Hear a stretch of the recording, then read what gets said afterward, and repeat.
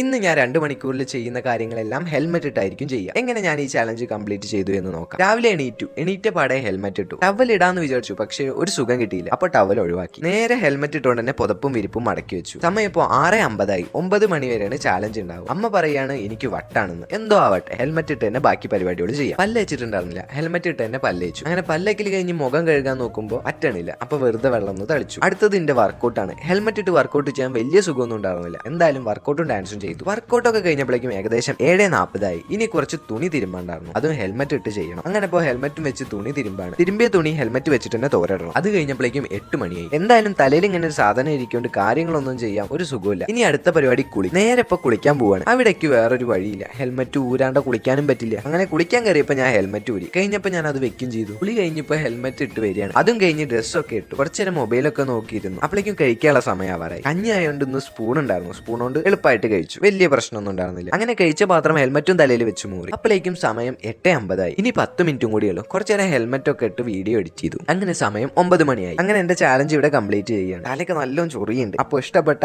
ഒരു subscribe. By.